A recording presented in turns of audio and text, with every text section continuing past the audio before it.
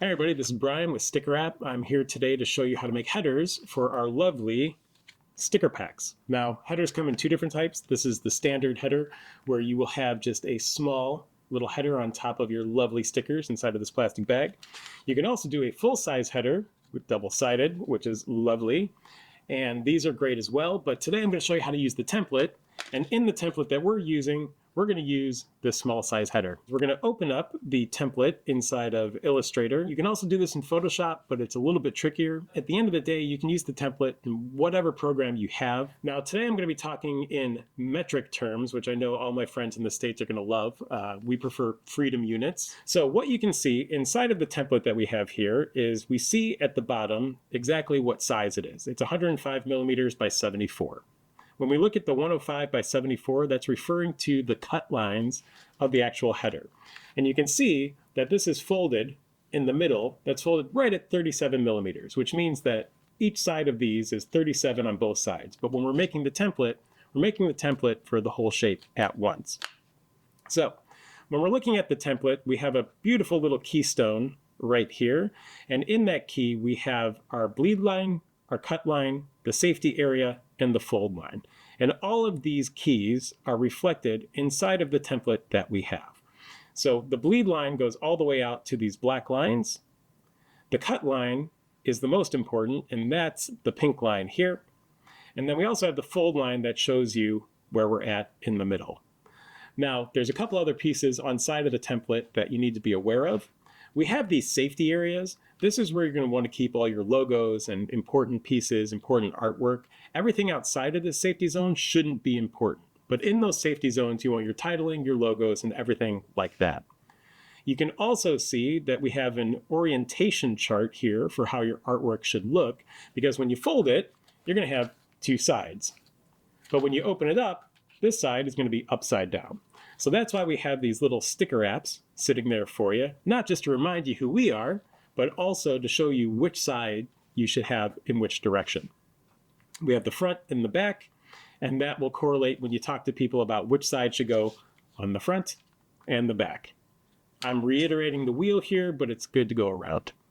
We also have a staple zone, and you can see on this one, that's where the staple is going to go, which clasps it shut. Again, you don't want to put important artwork or anything that you really need, fine text or such, in that area, because it will be with the staple. What you can see here is inside of Illustrator, I have three separate layers. I have the template layer, your artwork layer, and an instructions layer. So if we turn off the template, we no longer get the template. If we turn off the instructions, we no longer get the instructions. If we turn off the template and the instructions, we have nothing. That's because we haven't put your artwork in yet. So the template and the instructions are going to come as locked layers because we don't want you to play around with them because it's not for you to play with. If you do, we can mess up the sizing, but as a template, you should be able to use it as a guide. What I'm going to do here is this is my artwork. What I did is I created an artboard that is 105 by 74 in Illustrator, and I used a 2mm bleed all the way around. That's going to give me the correct sizing that I need for the background and the cut file for the template.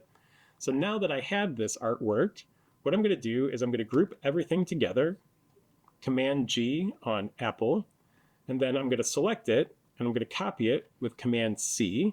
I'm going to go back over to our template. I'm going to make sure that I'm on the Your Artwork layer and have that selected here, and Control V, and we can see that our artwork is now in the template. Since everything else is locked, I know I can drag this up here to the template.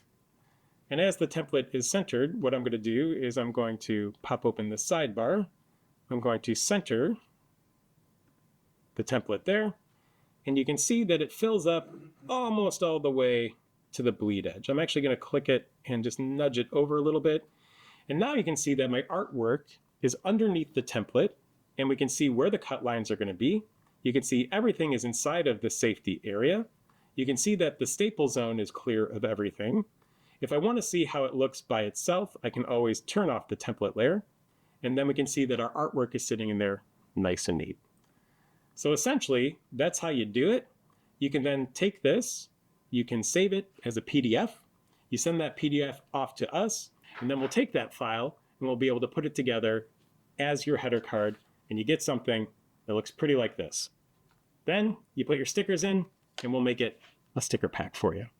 So I hope this made sense. Feel free to reach out if you have any more questions, and I'm happy to show you more about sticker packs.